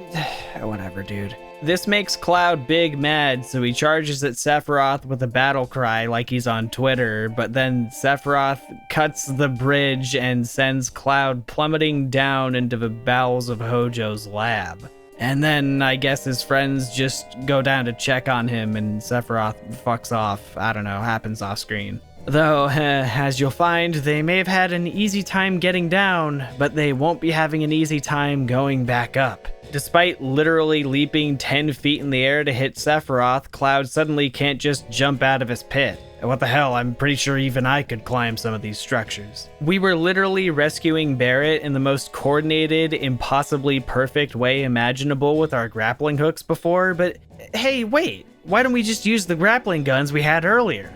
Oh, because Cloud threw his off a cliff. A nice one, dumbass. What results is this genuinely awful dungeon, the Drum. Almost 2 hours of the most basic gameplay you'll ever conceive. It's like a licensed kids game. Press triangle to send Red over there so he can press switch. Slowly. Hooray, you did it. There is no lore to be found here. It stops the climax dead in its tracks. I'm gonna say it one final time, so I want you to brace yourself.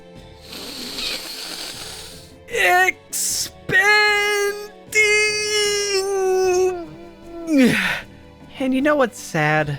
This is the final dungeon. For real. No exciting music, no alarming enemies, no interesting stuff, no, absolutely nothing. It's a dreary, miserable place where you pull switches. God, I mean, did the game need to go on for 2 more hours? Is it really worth padding to such a blatant degree like this? I'm sorry, I probably just interrupted the flow of the video to talk about that giant chunk of nothing, but too bad, that's how it feels to play. You come back up, and, Sephiroth took Jenova, and now there's a trail of ooze. Damn you, ESRB. Well, now that I think about it, the entire point of his set piece is ruined. Before, it was a mysterious trail of carnage that you would follow, eventually leading to who you thought was the main villain, murdered at his desk, lying dead, cold, with a giant, unmistakable sword in his back. Just to remind you, in case you forgot, Sephiroth was not shown a single time before this happened. Obviously, they can't recreate that effect now because he's basically been our 5th party member. What they decide to do instead, though, defies comprehension. For some reason, Sephiroth decided it would be inconsiderate to stain the president's desk in this remake, so he instead hurled the man through the window, leaving him to dangle for dear life. Because of this, we do get to have an admittedly satisfying final moral confrontation between Barrett and President Shinra, but then, oh no! He's got a gun!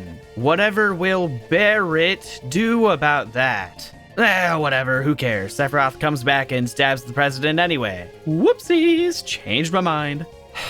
Why? Is visual storytelling too complex for the Fortnite gamers of year 2020? This is one of those style and presentation changes that just doesn't work.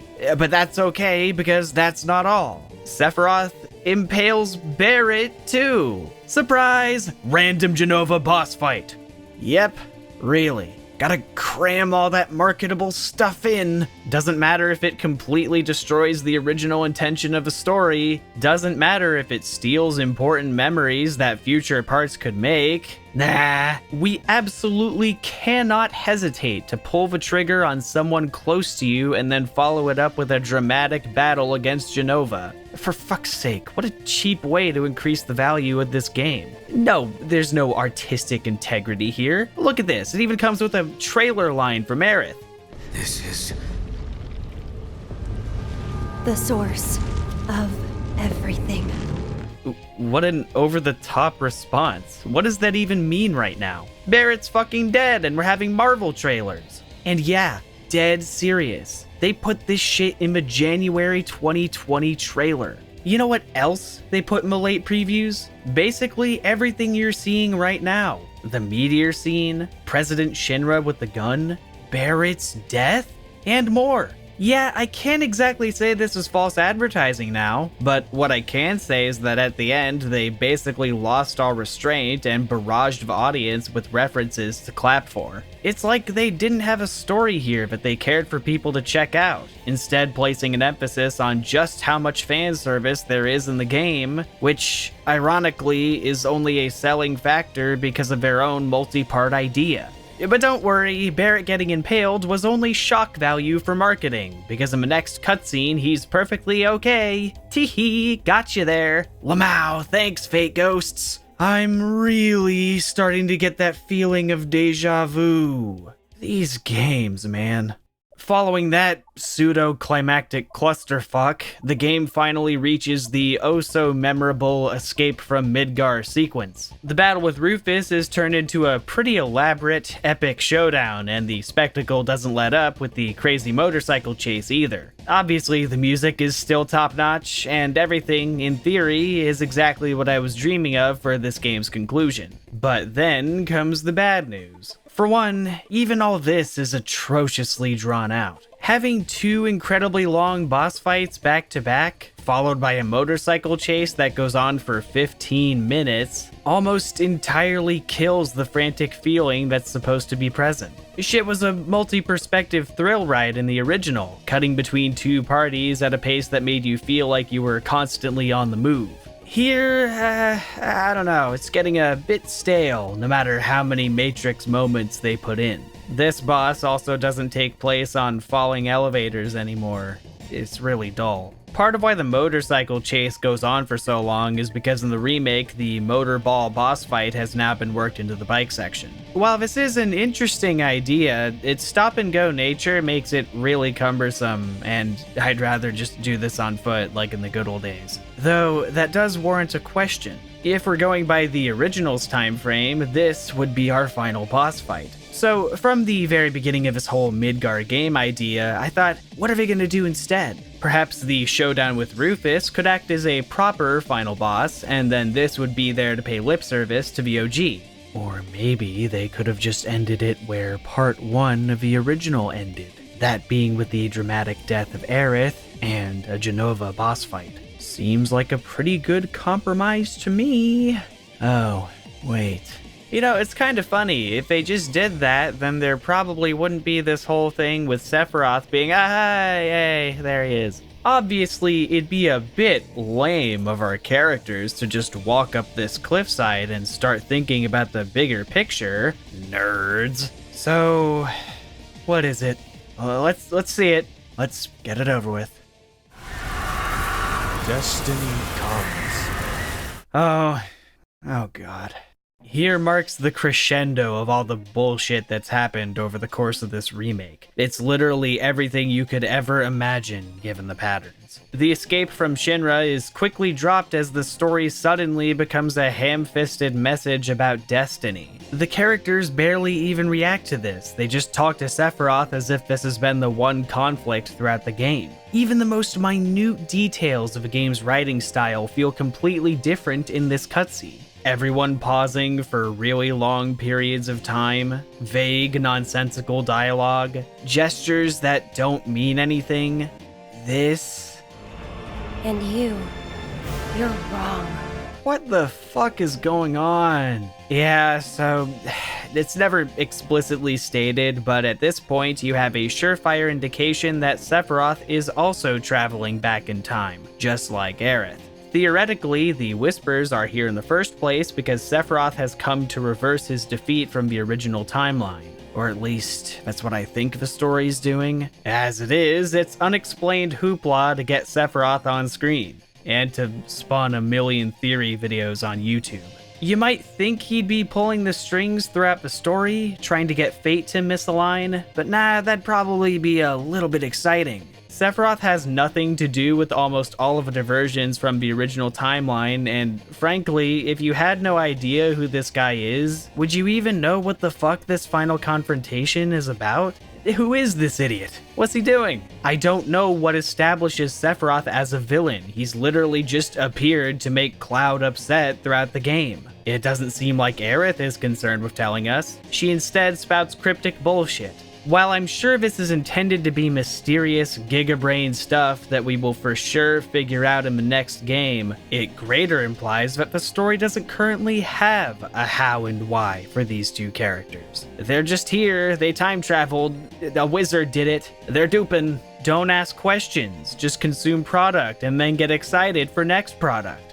Reckless. To further this newfound identity of impulsive, ejaculatory trailer moments, the game suddenly cuts to Zack's last stand, complete with this huzzah music to make sure you know this is meant to be a hype moment.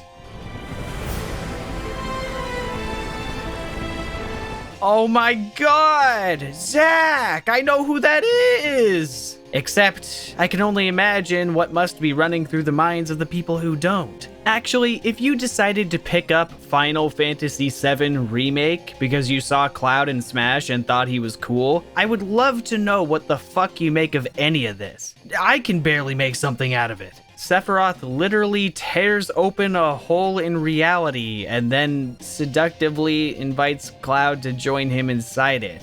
Ew, what is happening? Aerith steps in and makes it a happy reality portal, I guess. I don't really know what the fuck this is. And, oh boy. Then this happens. What will we find on the other side?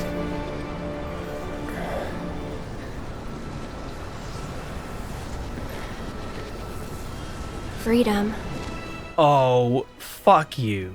This is it. If you ever needed one clip to describe this game, you got everything you need right here. This game is not a remake. It's not redefining the term either. It's a jaded, passive-aggressive commentary. If you don't get the subtlety on display, let's think back to this line from Nomura, the one about feeling trapped by the Final Fantasy of old. Tell me, why would Cloud, Barret, and Tifa see going through a Destiny portal as freedom?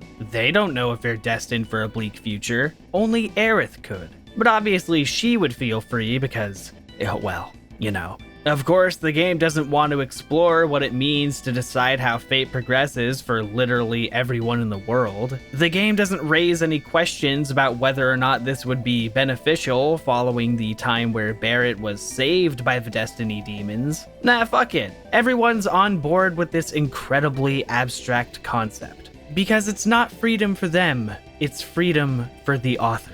Look, I'm sorry. This is really not meant to be a bashing session. But this is a matter of critiquing the art, which happens to be directly connected to the artist. It was important to understand what little we could decipher about the director going into Kingdom Hearts 3 because it illuminated what exactly felt so wrong about that game. Much like how Kingdom Hearts 3 felt like a formality that Nomura wanted out of the way in favor of his new ideas, Final Fantasy VII Remake is a pretty transparent outlet for Nomura's frustration with the original's sovereign cultural status. The decade of fans clamoring for a remake, the co-workers who merely want a modern-day version of the original, the fact that he was elected as director for the game without even knowing about it at first. Yeah, understandably, this may not be the golden opportunity for him as it is to us. That's perfectly fine, but holy shit, I really wish he was signed on to make a new game instead. If your director has made it a point that the thing he's most interested in is new stuff, going as far to say he's not satisfied with old stuff, maybe he shouldn't be making old stuff.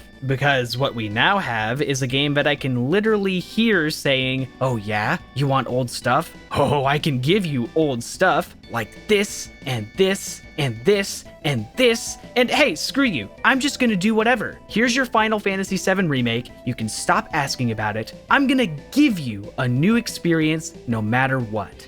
And yeah, this sure was something surprising. I love how it plays the opening music here, by the way. As if it's just such an uplifting thing that those silly Billy whispers aren't going to have their Final Fantasy VII. But maybe if someone wasn't reaching back to the past to make arbitrary changes that don't even attempt to improve the experience, the whispers wouldn't be attacking. Know what I mean? I can assure you that the whispers weren't attacking Final Fantasy Versus 13 for not being Final Fantasy VII on PlayStation 1. So maybe if you don't tempt fate itself with the prospect of a remake, the issue becomes less of a self-fulfilling prophecy. Okay. This is what happens. Kingdom Hearts 3 infects Final Fantasy VII only a year later. What's next? A heartless tornado? I'm done. I can't. Who even... Does anyone give... Whisper Harbinger. Alright. It's like they really did just say fuck it. 30 minutes ago, Cloud was struggling to pull himself up from a ledge. Now, he's the most acrobatic motherfucker on the planet, fighting the literal god of fate. This was a game about environmentalism and consequences, not even close to the true end goal of stopping a man who's obtained godhood from destroying everything. But here we are, just outside of Midgar, battling this dude with a 5-man party. Does Safer Sephiroth even mean anything anymore? Is that 1997 compared to the Chad Whisper Harbinger?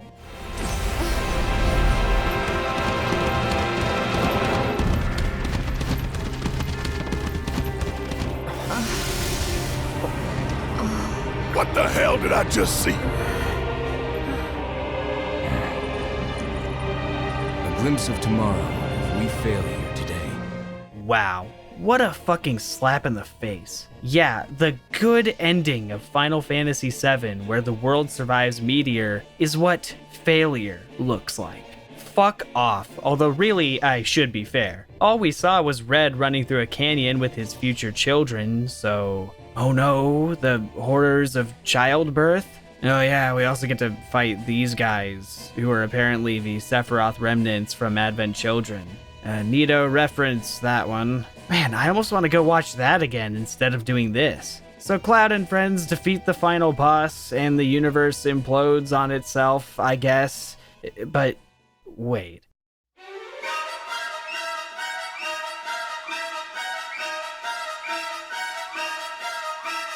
Oh my god. You've got to be kidding me. Did someone say Advent Children? Sephiroth grinned as he descended and initiated basically a recreation of that movie's final battle, complete with a new multi-tiered rendition of One-Winged Angel. This game could not blow a bigger load if it tried. Also, am I the only one who's a little tired of this theme playing every time Sephiroth appears in anything? Yes, I know, it's the iconic piece we all love, but it used to be really important when it played at the very end of the original, when he actually becomes a one-winged angel. But now, let's just toss it out during the first part of the remake. It'll be fine. Don't worry about what we'll do in the future. Everything's fine. You know, Sephiroth has a theme that isn't One-Winged Angel, fun fact. And this rendition, man, it's like super intense, very clangy, very in your face. You can't even sing along with the music because it likes to randomly change it up. I don't know. It's good, but kind of missing that original elegance. Then again, if the intention was to make it match the disruptive nature of Sephiroth in this game, then hey, bang up job. On a gameplay merit, this fight is fun and all, but I once again don't like how they prevent you from choosing party members. Barret literally just pieces out during this battle, and I think that's really anticlimactic. Pretty lame for the close-knit party we've had all game. But here I am saying something is lame when Cloud's literally slashing through buildings. What do I know? After you beat the final boss for real this time, they recreate the final duel that Cloud and Sephiroth have in the original. Like, literally the final possible piece of gameplay that exists at the end of a crazy, epic, long journey, it just gets shunted into this glorified memorabilia museum game. God damn, they literally do it shot for shot. Is nothing sacred? Well, since Cloud has yet to grind up a gold saucer for Omnislash, he can't beat Sephiroth. But it's okay, because Sephiroth decides to let him off the hook today. What? Why did we even fight him then? I thought he was trying to kill us now that we got the whispers out of the way. Which he apparently can't do himself. Headaches. Yeah, so Sephiroth says cryptic garbage and leaves Cloud to sit there and think about what he's done at the edge of existence or whatever. Meanwhile, in reality, apparently defying fate and obliterating the whispers from existence doesn't just affect the future. No, that might have made things salvageable. That'd be a little bit too open. That'd make part one not really fit into this different, therefore good mold we're looking at. So here's Zack surviving his last stand in an alternate timeline. For now, a parallel reality to this parallel reality. So meta, very clever. What if Uncle Ben didn't die? But that's not really shocking enough. That's only tangentially relevant for the people who even understand it. Let's go further, potentially into our own timeline. So here we have Biggs surviving the Sector 7 plate collapse. And maybe even Jesse too. Ho, and I never saw a corpse for Wedge, so I'm sure he's okay as well. What a happy ending. Definitely does not spit in the face of the debatably unnecessary and henceforth even more tragic sacrifices Avalanche had in the original story. Not in this Happy Boo Bear continuity, Nothing matters anymore. A feeling I'm all too familiar with. Maybe Tetsuya Nomura is trying to tell me something about our own existence with these games. These fucking games. Cloud and company are presumably dropped off back where they belong by Sephiroth in a flying saucer. And then they're like, yeah, that was weird. Anyway, let's go breed some chocobos. The unknown journey will continue. Fuck you, this game sucks. Be sure to tune in next time for a new episode of The Young and the Reckless. Oh my goodness. That, ladies, gentlemen, and lab rat dogs, was Final Fantasy VII Remake. Many questions run through my mind. Why? How?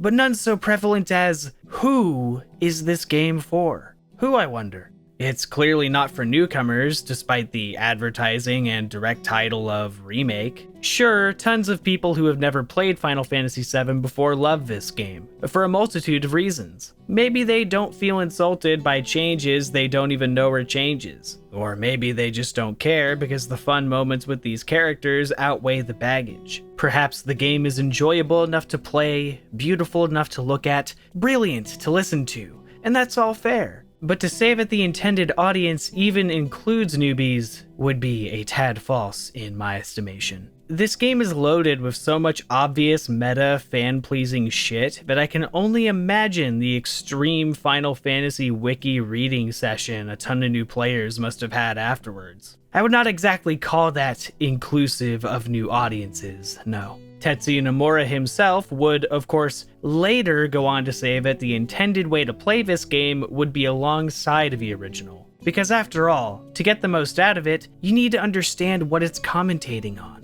But then, that's the thing. It's not really meant for old audiences either, is it? Surely this game wasn't made with the intention that everyone who played the PS1 original would be thrilled to see what they've come up with here, right? A game that blatantly uproots the original title, proudly proclaiming how great it will be in the future when we're not shackled to it? Yeah, I don't know. I'm pretty sure your Johns and Janes will need at least a little convincing before they think this is a great idea. That is, if they even understand what's going on at all. I don't think most average people will even get what this game is trying to say. It's just gonna be like, well, I finished the game and it was fun, but then a bunch of random shit happened. This is what we got 15 years after that PlayStation 3 tech demo.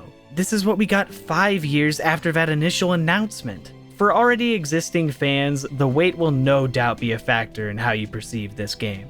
In Final Fantasy VII Remake Ultimania, an interview was conducted with Nomura and other leading talent. When reaching the topic of this game's ending, the interviewer said, "The remake story has many new episodes that I thought follow the flow of the original storyline, but then there's suddenly a huge plot device that gets revealed, and that surprised me." To which Nomura replies, "Is that so? Ha ha ha ha." And writer Nojima follows with, "I'm sure you were thinking, what will happen next?" When asked about how this development came to be, Nomura said, and I'm paraphrasing a bit here, "When I requested a scenario to Nojima, I first thought, if I am to create the Final Fantasy VII Remake, I would like to do it this way. During that phase, I planned to make this more than just a mere remake. The story itself took a turn that isn't just the basic Final Fantasy VII, but something new. That's the kind of story I wanted to create."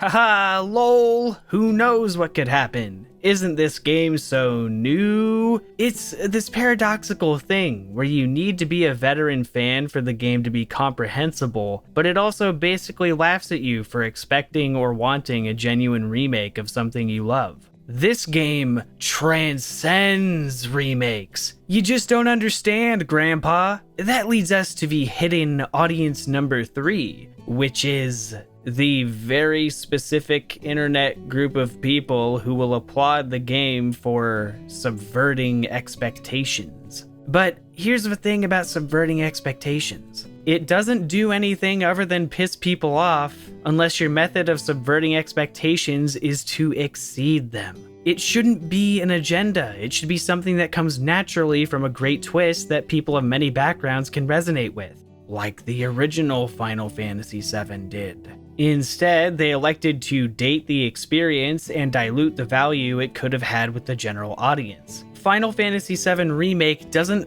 redefine what a remake is because there was never an impetus for that to happen in the first place. If this game was just released without any of the time travel, any of the cute trailer moments, any of the unnecessary bloated changes, would you really be playing it all like, yeah, this is super fun and all, but where's the commentary about expectations for remakes of classic IPs? No, you wouldn't. But then again, maybe in that hypothetical scenario, this Midgar Final Fantasy VII Remake wouldn't be happening, because I think there's more to this multi-part story than meets the eye.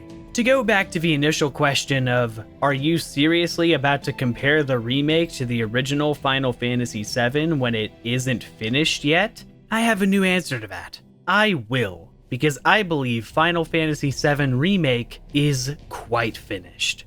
Allow me to explain. The reason we've been given for the remake structure is that the bigger picture will be so broad, so expanded, that it could not possibly be one complete package in a realistic time frame. But let's take a step back upon beating the game and think about what essential additions were implemented for Midgar.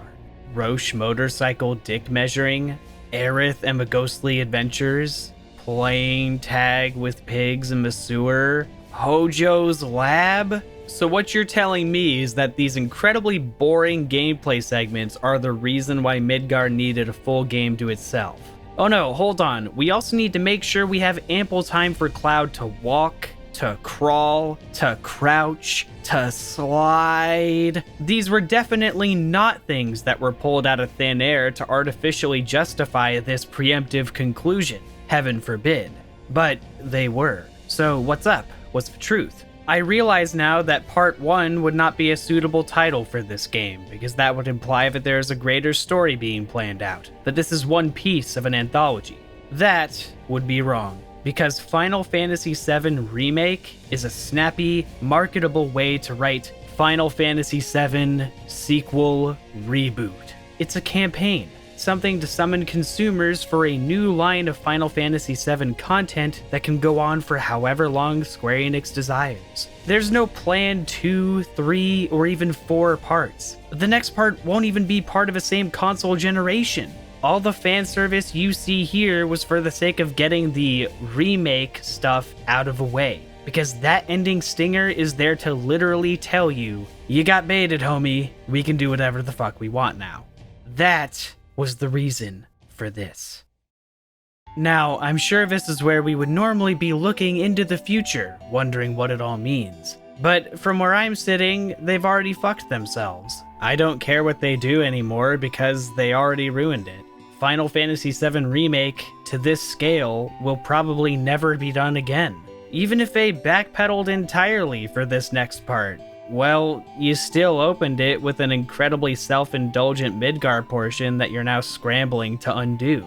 Do the characters get amnesia or something? Do they just ignore all this shit and go to calm like, so anyway, let's talk about Sephiroth? No, I would rather they do all the craziest what-if shit they can. Save Aerith, go back in time to stop the Shinra rocket incident. Do the same thing for Vincent too. Maybe have Zack as our 9th party member, it'll be so quirky. You may as well, for everyone who's on board with it, because you've already alienated a significant portion of people by essentially telling them, well, it's its own thing, go play the OG. I find it kind of funny that Nomura, of all people, was the one who originally suggested that Aerith should be the only party member who dies, believing that a mass party exodus near the end of a game would only cheapen the impact of her death. Though now that her death has become a paramount staple of gaming, perhaps it doesn't matter to the creatives anymore whether or not it's cheapened, because it, and the rest of Seven's legacy, can now make a guaranteed profit that negates any of that sentimental stuff. But it matters to me. I would imagine it also matters to Hironobu Sakaguchi, who pitched the original story's skeleton of life and death as a way to cope with the loss of his mother. I don't know.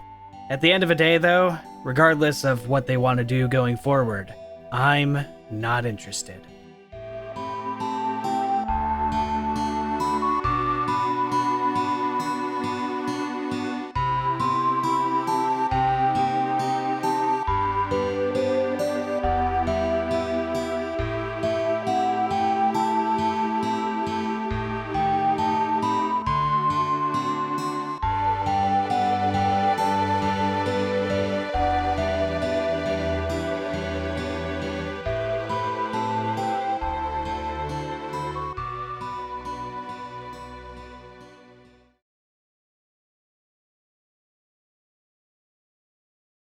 You know, it's probably a little bit difficult to believe, but I actually had a line in this video that I cut where I was like, watch them title the next part like Final Fantasy VII Reborn or some shit. But I cut that part because I thought maybe that'd be a little presumptuous. So it might date the video a bit in a way that I don't really want. But I mean, GG.